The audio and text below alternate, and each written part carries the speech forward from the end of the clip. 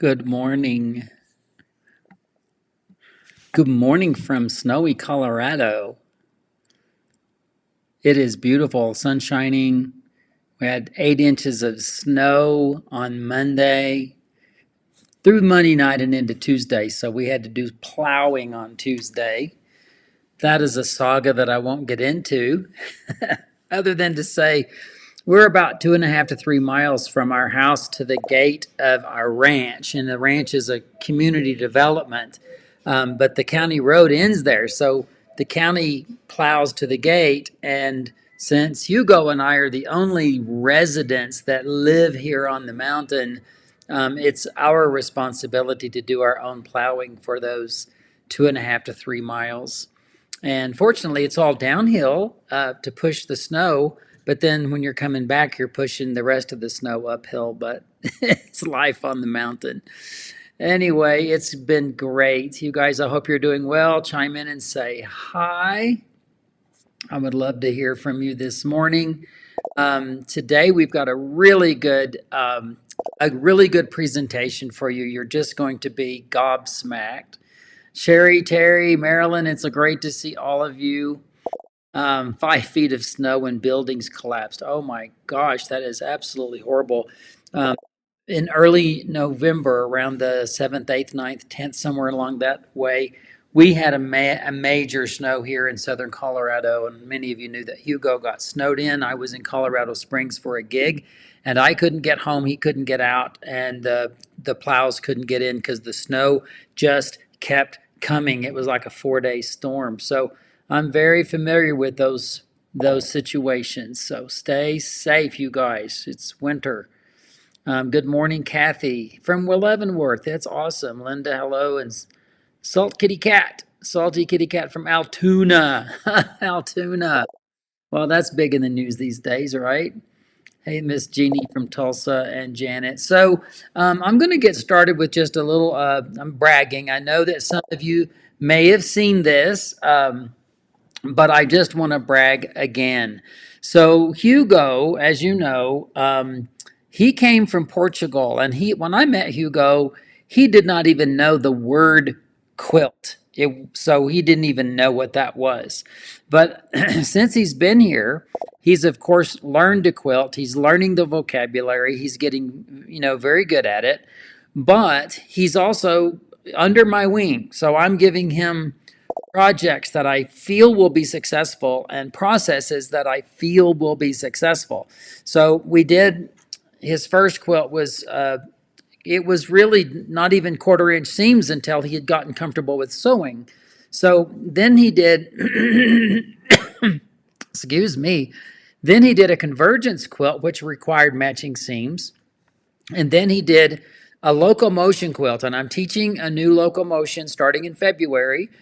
You can find that. Let me just put that up real quick. You can find that here at letsquilttogether.com if you're interested. It starts in February, but it's about a 4 or 5 week course, and Hugo did his 3rd and 4th quilts based on that. The reason I'm mentioning this is because what I'm about to show you is Hugo's 5th quilt top, his 5th. All right, that's from beginner to 5th.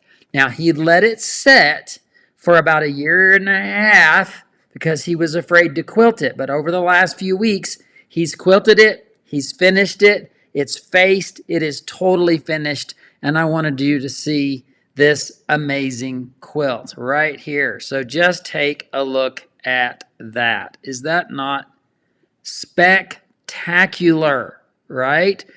Yes, he used my hand-dyed fabrics. He used my Mo locomotion technique, which Mo locomotion students must have already taken the locomotion class. So that is his Mo locomotion quilt, where he did foundation piecing with all of that. And here is a detail of the quilting. He did swirly swirls up in the sky area.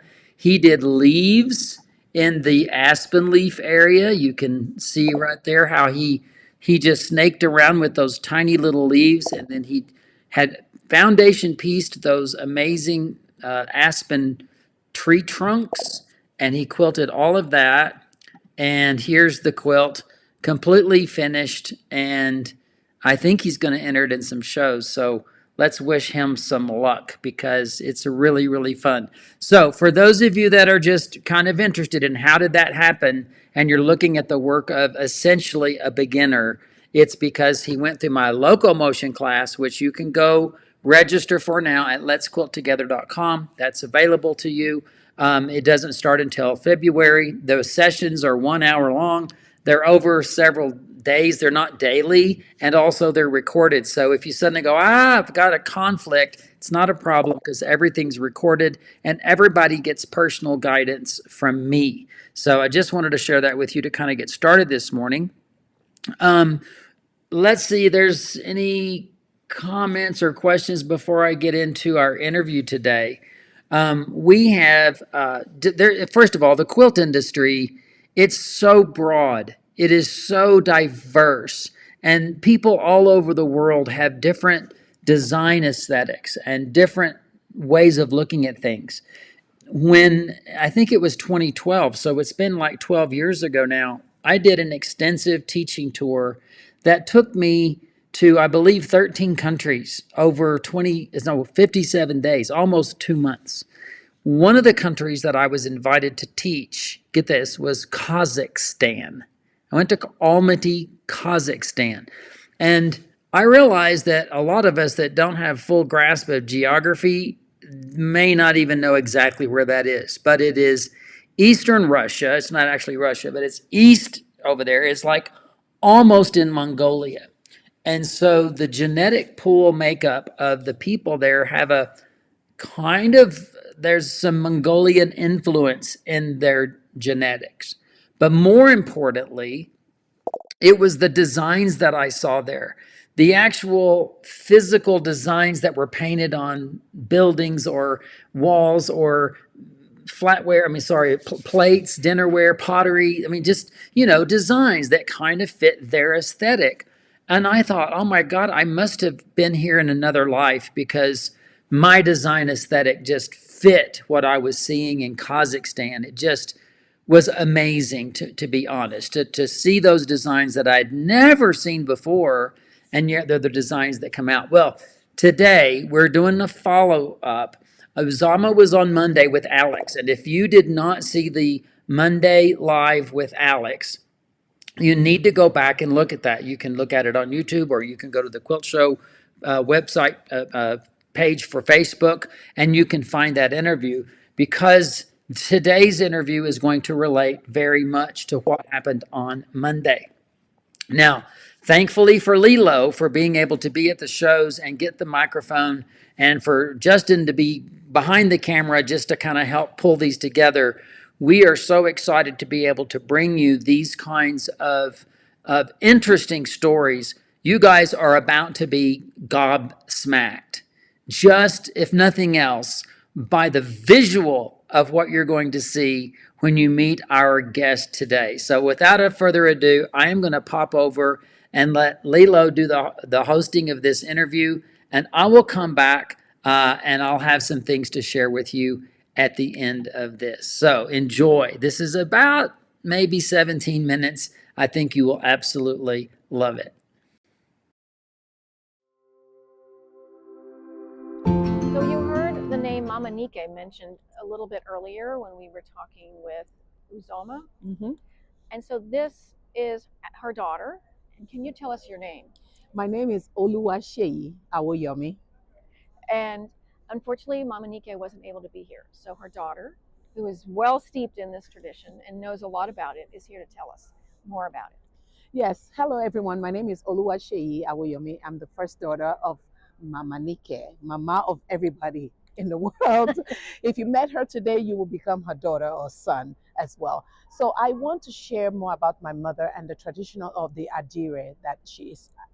All my life I've been very passionate about because of the significance in the tradition and the fact that it is a dying art. It's becoming a dying art. It's dying art so fast. I remember as a child, she's trying to teach me and I'm like, oh God, it's taking too long. It's getting frustrating.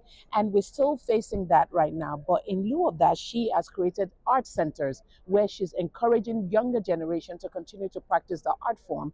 So there's a proverb in our Yoruba tribe that says, the river that forgets where it turns from will dry. And that is one significant part that she's trying to hold on to by continuing to share the patterns and telling these stories of these women, the women of the Adire that did the Adire, my great great grandmothers, and other women that practice that art form. How do we keep it from dying? We teach it to the younger generation, and hopefully, if they don't do the traditional form, they would transcend into something more contemporary, Right. which is what we're doing. We have infused it into our paintings. So if you wouldn't wear the fabric, you will put it in a painting in your house. We will put it in a painting in your house and other art forms. And we've also collaborated with different designers that we've taken that same patterns and we're trying to transcend it into more contemporary style in different forms, uh, um, fabrics for interior design, and work with different designers to continue the story. But we have 6 centers now in Nigeria, and there's one that's the concentration is learning and still keeping up this traditional art Which is form. a fabulous idea, because once we lose it, it's gone, and Yes. then there's no one to share it To back share it and back. bring it on. Yes. So tell us about this lovely garb that you're wearing, Okay. because it's stunning, and it's a work of art in and of itself. Yes. So tell Yes. us about this garb. Okay, so this piece that I'm wearing, because I'm representing my mom, I do all the different art forms my mom does too, because she's very particular about passing on the legacy from one generation to another. But I'm here in representation of hers, so I made sure I dress in her full regalia. And this is a batik painting as well as clothing. So this piece can also be a wall hanging that you put in your house. And the figure in this is the god of thunder, which is Shango. And this is batik, hand designed, and then of course bedazzled by some of our students. And the beads on my neck are also made with the textile, also the batik textile that we make. So we teach from the basic, and then we advance, we grow. So you have learning fundamentals of the batik, and then we take it to a different level. How do we take it from basic batik to now to luxury? How do we take it from not wearing it to still carrying on that? So we put it in beads, we put it in all forms, Yes. just to continue to tell our stories. So Yeah.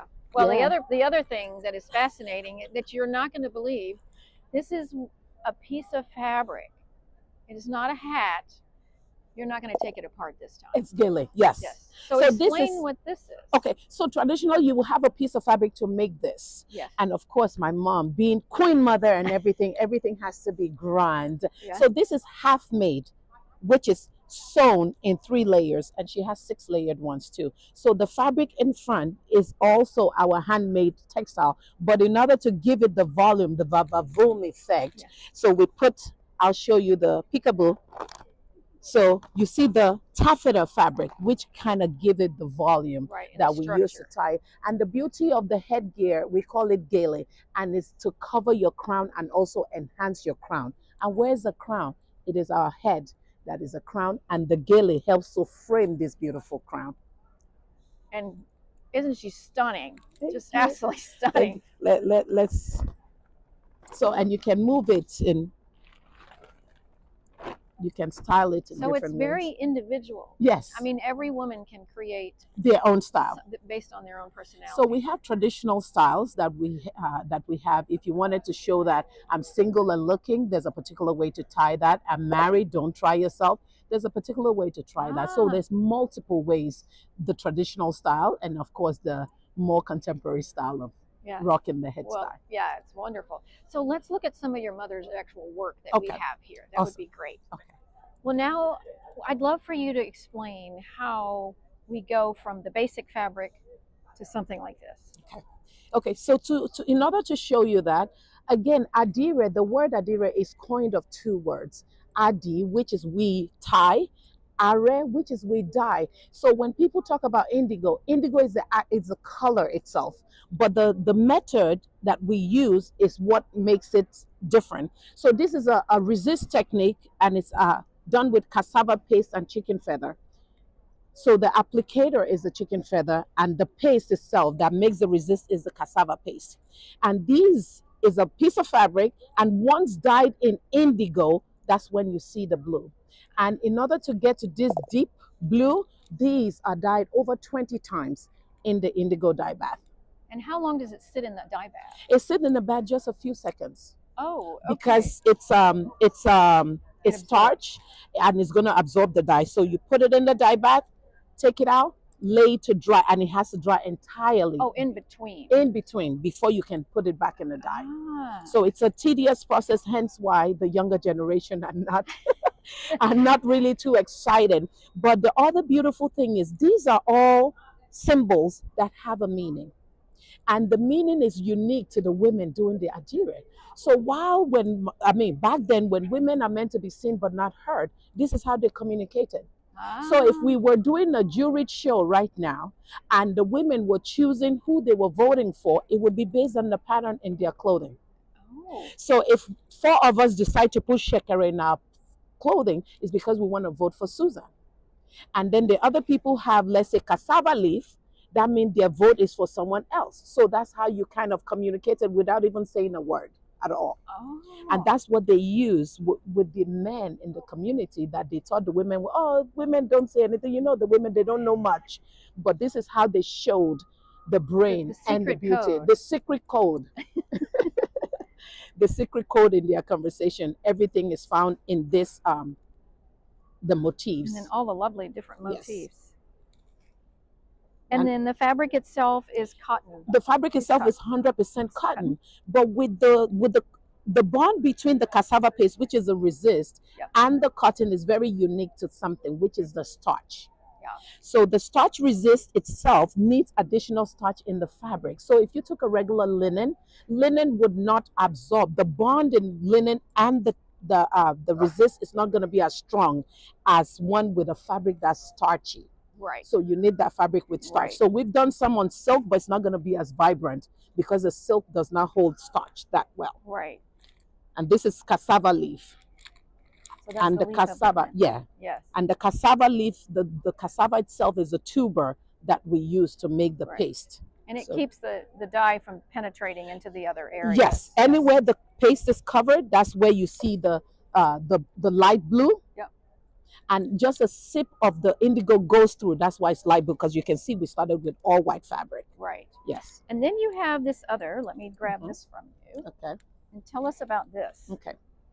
So this is called alakete. And the reason it's called alakete, this is 5 yards of fabric when we unravel it.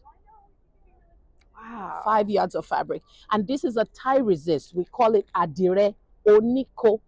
Iko is our local tie, which is raffia, that we use traditionally to do it. And this will be dyed in indigo traditionally. But like I've been saying, the younger generation, such as myself, we want to bring a little bit more vibrancy into it, and also to encourage the younger generation because they love color. So we're keeping the traditional motif and style, but we're bringing more color into it to kind of appease to the new generation. Yes. And you had mentioned earlier that where it's tied in with the thread, that's where the dye is not going to penetrate. That's where the dye is not going to penetrate. Yes. Yeah. So this is sort of like what we think of as tie dye. It is tie dye. Yes. But same as tie dye. Yes. And similar to the Japanese shibori as well. Right. Right. Yes. And then in this piece here, so that unraveled looks like this piece is here. When it's unraveled, you see the shape. There's no consistency in it. If we want consistency, that's when we do on eleso, which we put a seed in it. So each of the shape will be consistent. That would be adire leso, the tie resist. And this piece right here is akpola. And this is stitch resist. And this is machine stitch resist. Okay. So in this one, you have different techniques of adire in this one quilt here. Yeah. Yes. Well, it's lovely. It's lovely. Thank you. Could we look real quick at the pieces on the front? Embroidery. Yes. Yes. So this is another stunning piece of work that's done by your mother. Yes. So tell us about this. Okay, so this piece is a hand embroidery, and a few people will pass by. Is this by hand? And and these are just cross stitches, and the borders, the outlines are done by running stitches. And this is an indigenous style. Either you can add beads to it or not add beads to it. My grandfather did bead stitching with the kings and for royalties, and this is also another art form that was learned as a child by my mom. So if you can she works in multiple mediums, because if you can't afford the materials for a particular one, then you use what you have and make something. Then these are strings and threads that she would, oh, a tailor, do you have an extra thread here? And she can still make art. So sometime also, as an encouragement, you don't have to wait till you have all sorts of material. There are materials around you every time that you can create beautiful pieces with. Being resourceful. Being resourceful and being able to open your eyes and see any trash can become a treasure. Any piece of leftover string can make a beautiful masterpiece of art. This is lovely. And this is not brand new. It looks like it's brand new. Mm-hmm. And your mother's been collecting things, yes, you said. She has a whole textile museum. Yeah. And growing up, she will sit there and I'm like, why are you folding and unfolding and unfolding? And that's how she's able to protect these pieces. Traditionally, the old adire, you'll see, we have, of course, local in the villages, you have rats. I've eaten some of them. But she's like, okay, if you fold and unfold, that kind of protects it. If anything was trying to creep in between it, you'll be able to see it in time. So she's always folding and unfolding. And when you look at this pieces, you like wonder, wow, these are old pieces and kept in such great condition. Because of course she understood the beauty in it, and she's able to kind of protect it. Right. Because, you know, trying to archive and keep a good archive of all our stuff, we have to protect it and make sure they're in good condition. Yes. So, well, thank you so much. It's been such a great education for us. I understand you also have a gallery in New York. Yes. So if by chance, if you travel to New York, you might get to see some of these amazing pieces here. Yes. And it's been such a joy to meet both of you and learn more about the works in Nigeria. They're just phenomenal. Thank you so much. Thank you for having us. It's a pleasure. We're very humbled to be here. Yes, thank you.